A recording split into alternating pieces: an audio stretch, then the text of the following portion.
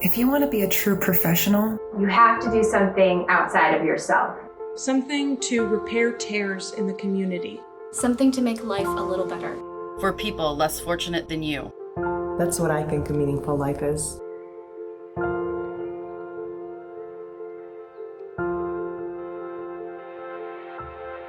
One lives not just for oneself, but for one's community.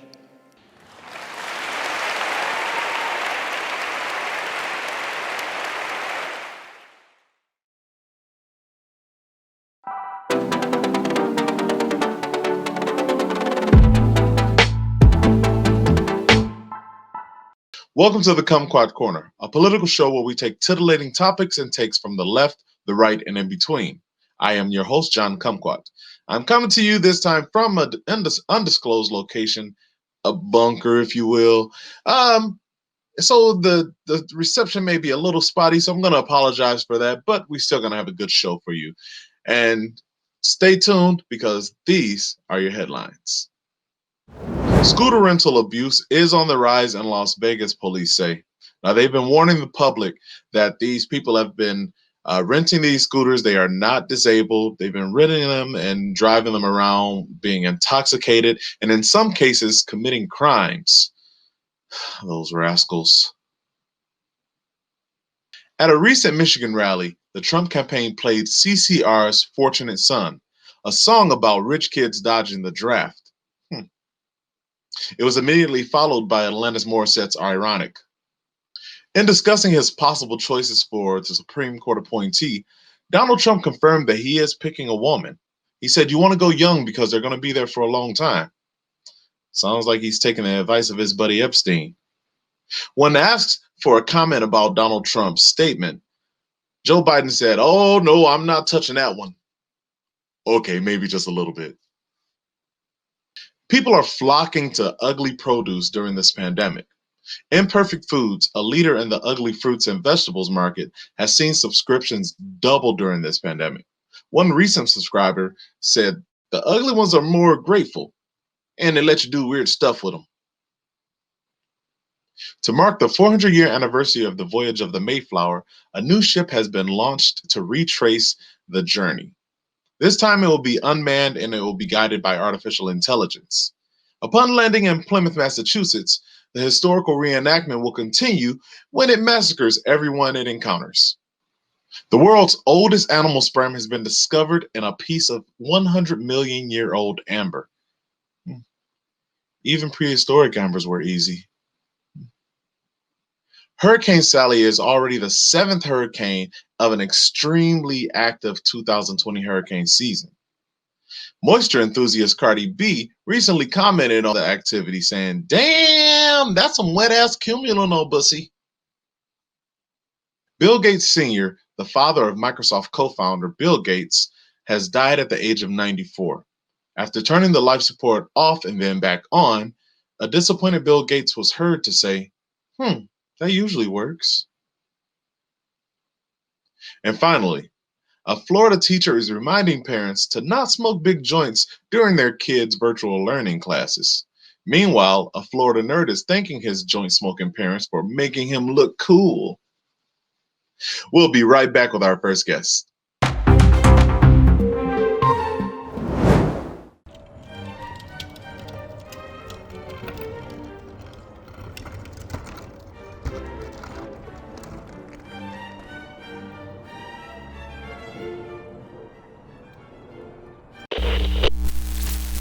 Welcome back to the Kumquat Corner. Our guest tonight is Jan Kowalski, a TikTok mom who is raising the alarm over some things she's seen on the internet that she's concerned about. Thanks for joining us, Jan. Oh, John. Oh, I am so sorry. I was preparing my evening cup of Yogi sleeping time tea. It's such a pleasure to be here. Oh, thanks for joining us. I get it. You're a mom, so yeah. Mm-hmm. I am a mom, a proud mother to two beautiful children, Asher and Taylor. If they're watching, hi, mommy loves you. I really hope you're in bed. We've got a lot of digital learning to do tomorrow. All right. So, Jan, what things on the internet are you concerned with? Well, John, where do I start? It all started when I became a what's known as a TikTok mom, because my beautiful daughter Taylor wanted to make a TikTok. She wanted to fit in with her friends at school, but I need to be there to be the protector, the guardian, and vet the things that are going to be coming onto her profile. And I am quite shocked, actually, what has been exposed to me through this app and the internet itself. So what exactly is a TikTok mom, if you don't mind me asking? Well, a TikTok mom, it's kind of like a soccer mom, you know. Instead of soccer, my kids are into TikTok and I want to support their creative endeavors. So I quit my job and went wholeheartedly into supporting my children's passions for TikTok. Is there money in that? As of right now, no.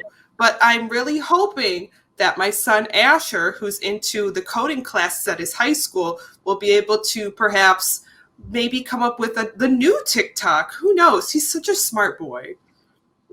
It's a lot of faith you're putting in there, being able to make money off TikTok or, creating a newer TikTok. Well, I could go on about my two smart, angelic kids all evening, but I have some real issues I need to bring up. Okay, what are those issues? Well, John, do I understand that there happens to be a lot going on, as in a global pandemic, an impending recession, just numerous other problems, the issues going on with the U.S. mail? We're all aware that those are things that are happening, right? Yeah, absolutely. But I am here to say that I am more concerned about one thing that absolutely is much more important than all of these other issues that they are just putting in front of our faces, just so that we ignore what's going on behind our backs. And what is that? Well, I stumbled upon a secret elite group of people on the internet. And now I may consider myself one of them. I'm going to cue you in on who they are. Get it? Cue you in. I see what you did there. I see what you did there. So you're into that, correct? Mm-hmm. And you like full like hook, line, and sinker? Oh, absolutely. Absolutely. Now, you're probably wondering what that has to do with TikTok, but I will say I was not someone who used the internet before my kids got on TikTok. And so TikTok was kind of my way into the internet. And through various different videos, I went down a rabbit hole, which then led to videos on a channel called YouTube. All of these YouTube videos. There's so many informative things about what's going on in the world from these QAnon people. And then from there, I was then taken to another website. Maybe you've heard of it. It's for very underground smart people. 4chan. 4chan? That's where I'm getting all my information now. So I don't want to tell you how to live your life or tell anyone how to live their life or where to get their information from, but you could find some better sources. Oh, possibly. That's so funny. People have been telling me that, but I don't know if that's just a plot to get me from not picking up on the real news of today, such as the future of our children is at stake. And I care about our children. Oh, yeah. I mean, the children are the future. We got to teach them well and let them lead the way. Oh, excuse me, I kind of hear something in the kitchen. Could I just a moment, maybe we can cut to commercial or something. Asher! Asher, shut up! Shut up! Get off the phone, Taylor, go back to bed! Go back to bed! Oh my God. I'm sorry, we could be back now? Okay. Yeah, sure. Yeah. We totally had a commercial break during that time. Nobody heard that. My beautiful kids that I love and would do anything for. I'm so concerned that this world is just going to pollute them and ruin their futures. They're innocent children. Do you think that it's because of the things that they see on the internet, or maybe they've been like perusing the channels that you've been on? Maybe. I don't think it's the things that they are seeing on the internet. I think it's the things that they're not seeing, that the things on the internet are preventing them from seeing. The things that Q is passing on to his people that they don't want us to see. Well, I think as long as you keep them from that, then they might turn out fine. And you may have nothing to worry about. Nothing to worry about? Well, okay. See, that's where you're wrong. You see, you're not in the know. You're not in the know. Or maybe you're just pretending not to know. Maybe because, I don't know, you're hiding something that you don't want me to know. maybe. But thank you for joining us anyway, and thanks for raising your concerns on these issues in this world. So thank you for joining us, Jan. Up next, we're going to throw it to our celebrity lifestyle correspondent. Stay tuned. Hey everyone, it's me, a celebrity that you all know and love. Just checking in from the inside. We're all here staying safe, and I want to just check in with all my fans. Make sure you guys are staying safe too. It's a rough time, but we're all in this together. I'm actually here in the house with my wife Therese. Hey babe, say hi. Hey everybody. And we're making what are we making here? We're making fajitas. We're gonna try it. Isn't she cute? We're gonna try it. Anyway, it's a crazy time out there. We're here. Just wanted to make sure you guys are all good. Oh, and also to the Wolfman out there. Just a quick update on there. He hasn't found me. It's great. But you'll never find me. Okay. I got a whole bunch of weapons. I'm armed to the teeth.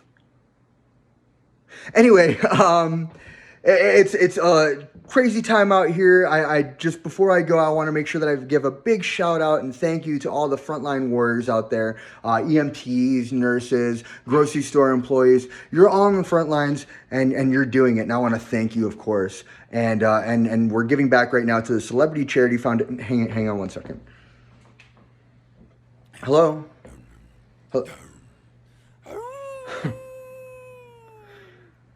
It's Wolfman. Okay. All right. Yeah. It's Wolfman. He wants to play games. I can play games too. Okay? I got kendo sticks. I got crossbows that shoot silver. Hey, Therese, you didn't give our phone number out to anybody, did you? Yeah, like a few of our friends, and I left a sticky note on the fridge in case the realtor needs to get a hold of us. Therese, why would you do that? Well, he doesn't know where you are. What was that?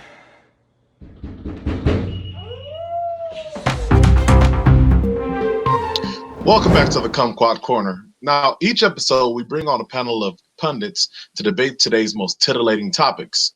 Now, tonight we have on Karen Southby, who is a frequent guest on the pod. She's a grandmother and a PTA president. Hello, how are you doing, John? Good to see you, Karen. Next up, we have Chad Chapsky, who is a concerned father. Hi, John. Thanks for having me on. Thanks for being here, Chad. And then finally, we have Coach Collins, who is an honorary football coach and a Romance language teacher. Hola. All right. So our first topic is mail-in ballots. Now, with Election Day drawing nearer, it's time to make a plan for your vote, whether it's going to be in person or mail-in.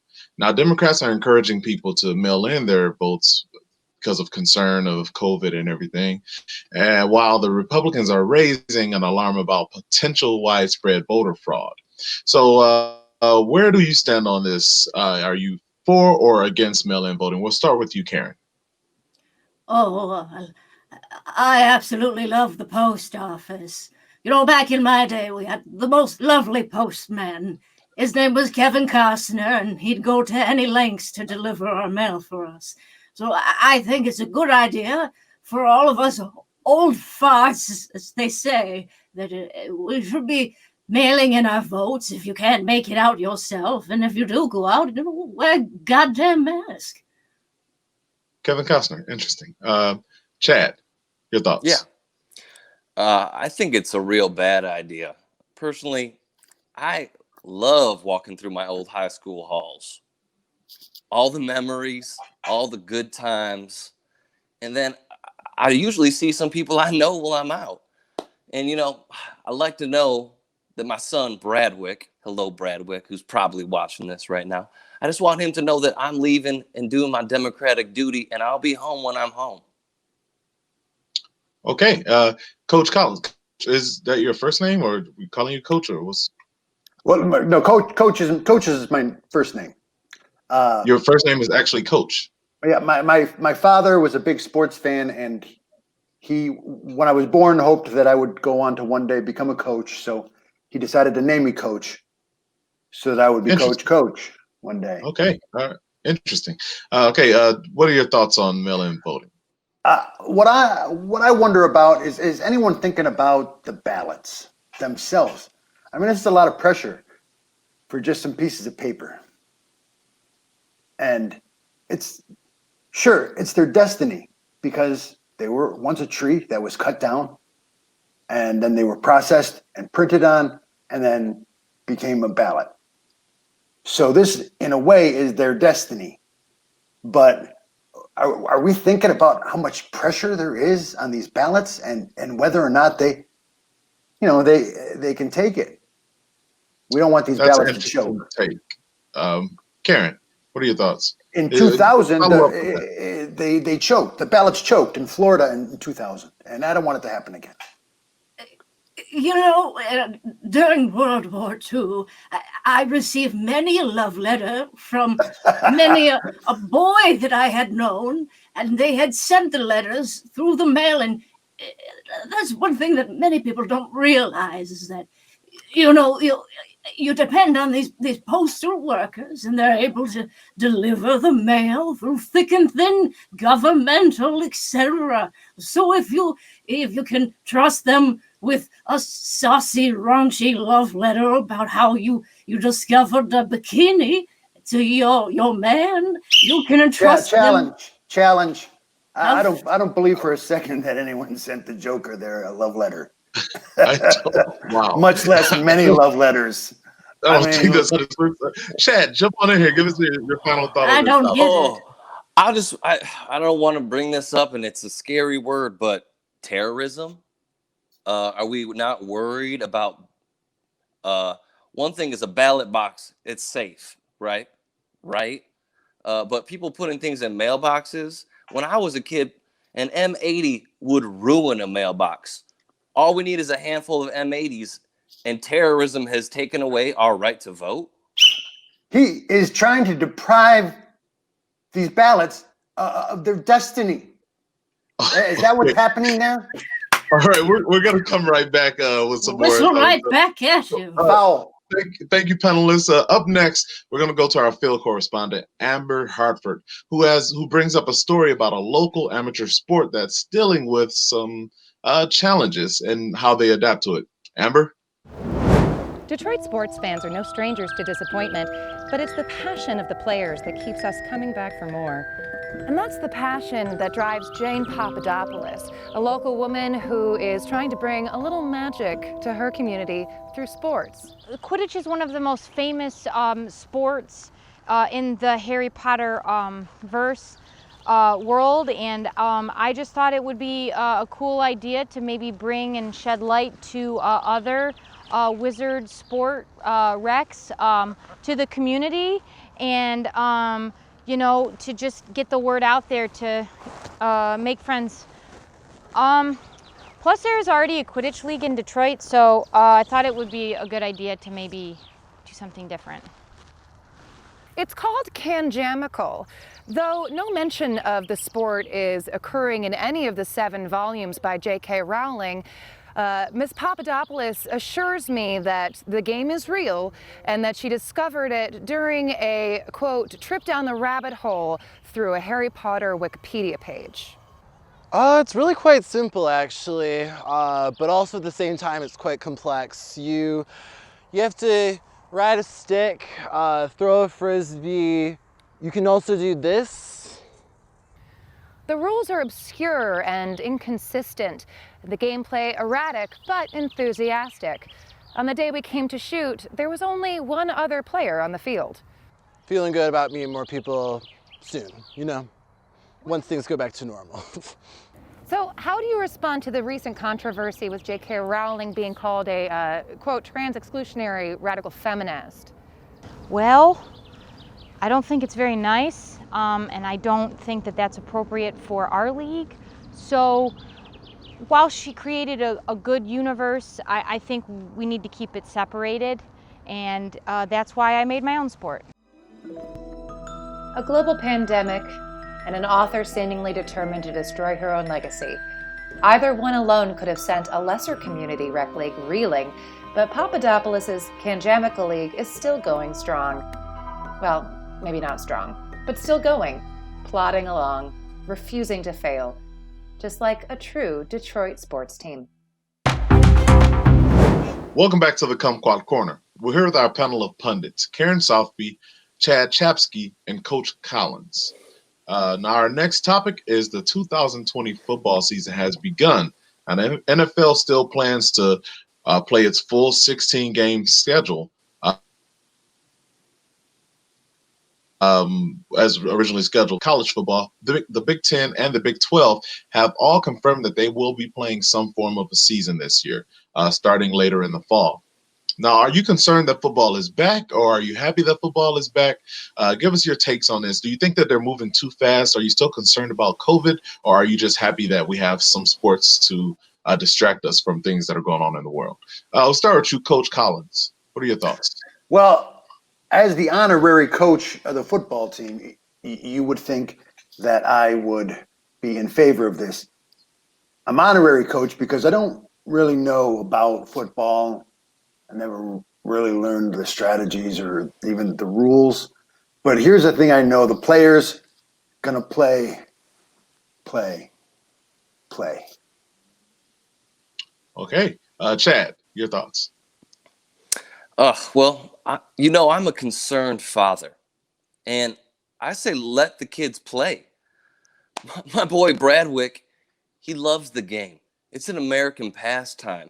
For him to get out there and do what all American boys get to do, that's just part of growing up.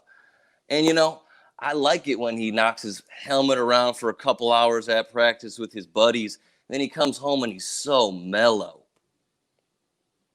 Well, that's a bonus for you. Karen, your thoughts?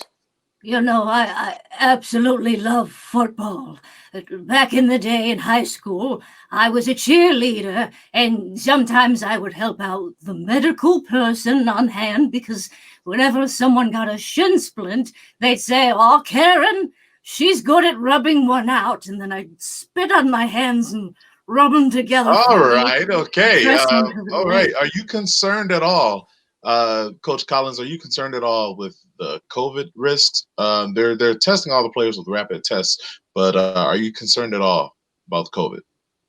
Well, I think there's a lot to be concerned about. But here's the thing: what these kids don't understand is that you don't have to be seen to be good. There are many flowers, beautiful, colorful flowers that bloom in the desert that nobody ever sees them, but they still smell good. Okay, Chad. Yeah. I'm a concerned father. I know you. I understand. You know this about me, John. So when I think about the football season, I just think kids. They're wearing pads. They're wearing helmets. They're wearing protective gear. What's one more little mask under there? What's that going? Is that going to keep them safe? Let the kids smash their helmets together, have a good time. They're going to be fine. They're kids. All right, Karen, are you concerned at all with the mask wearing or COVID testing? In this case, I think it's all to do with the school system and the coaches. Well, I know if my uncle, Craig T. Nelson, was still alive, he'd be telling the Minnesota State University Screaming Eagles, we got this one in the back. And then Dauber, his assistant coach, would say something hilarious. He was always good for a joke. But they would tell the players, be careful of the COVID, watch out for each other, make sure not to cry or spit on one another. Always good to have you here, Karen. Let's get a final thought on this topic here. A final thought, Coach Collins.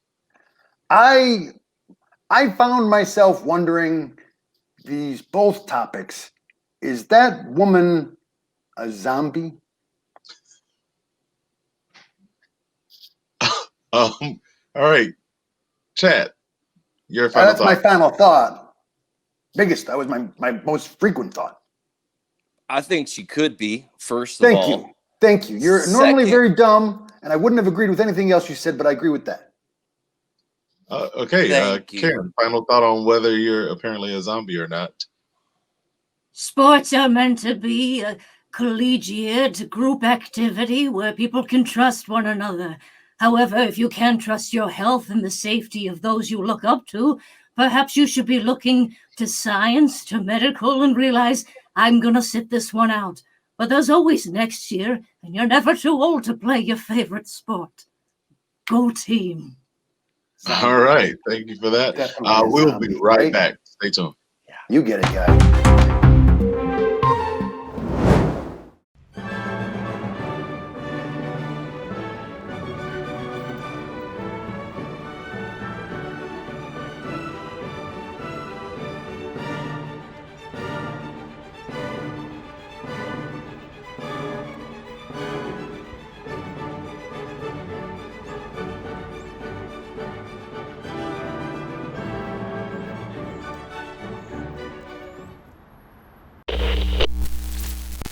Let's get into our final debate topic.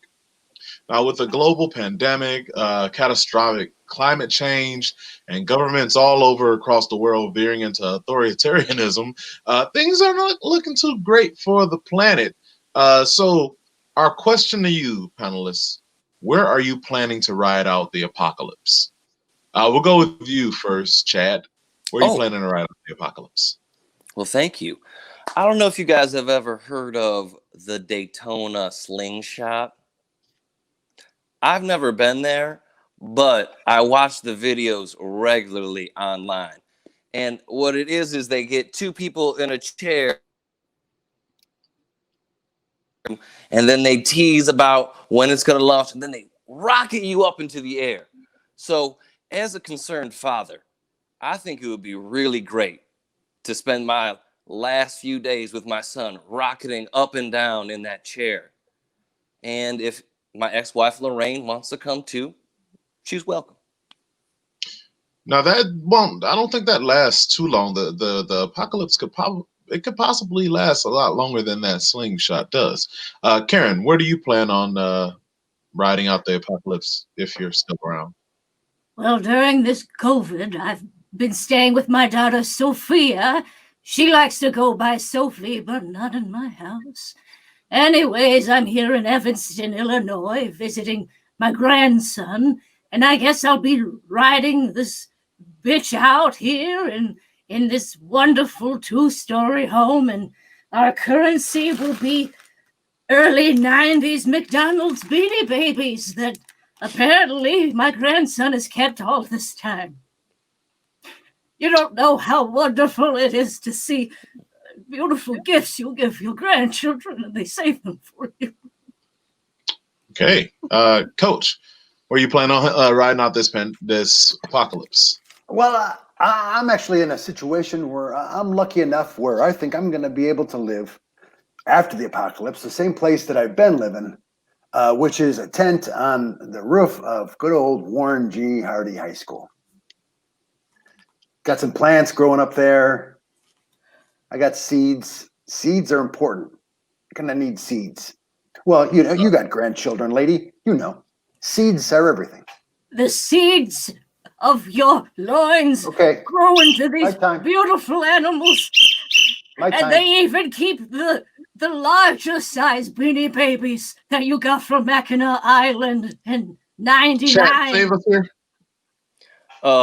Yeah, my son, as a concerned father, I think children should have toys, but there's a point when they need to put them away and stop playing with them and come with their father to the Daytona slingshot.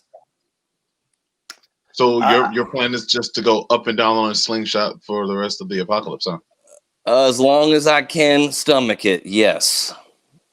All right, and so, Coach, you're going to be up in a tent. How's the agriculture up there?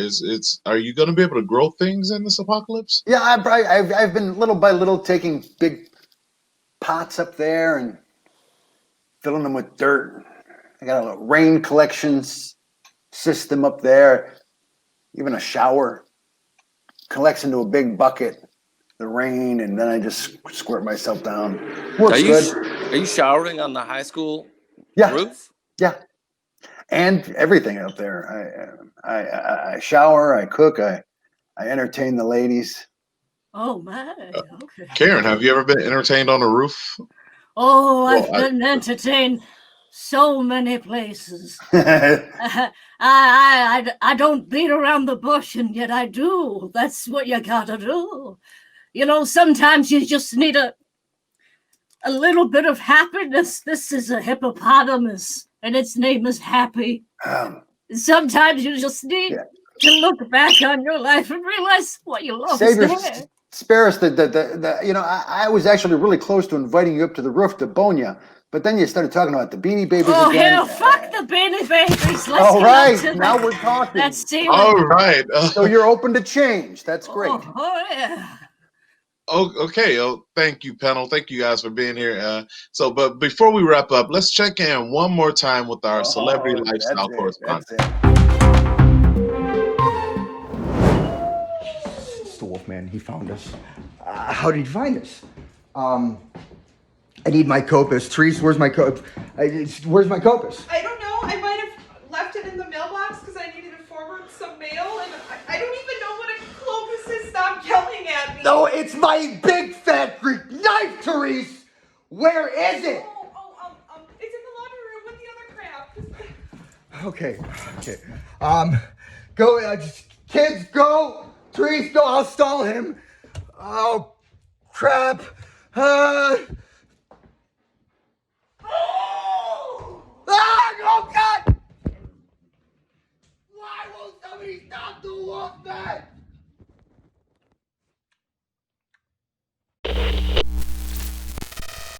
Ooh, that's not good. Anyways, thank you for joining us for this episode of Kumquat Corner. I have been your host, John Kumquat. We want to thank Jan Kowalski, and also we want to thank all of our pundits, Karen Sothby, Chad Chapsky, and Coach Collins. Be sure to catch our other podcasts on our sister sites on Spotify or Apple Music or wherever you get your podcasts. And be sure to join us next time on October 8th for more of the Kumquat Corner. Everybody's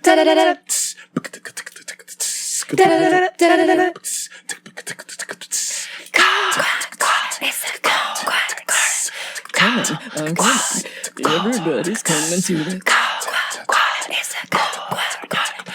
Everybody's coming to the Already the 7th hurricane to hit in an extremely active 2020 hurricane season. Moisture enthusiast Cardi B recently commented saying, "Damn, that's some wet ass killing them." Cumulonimbus.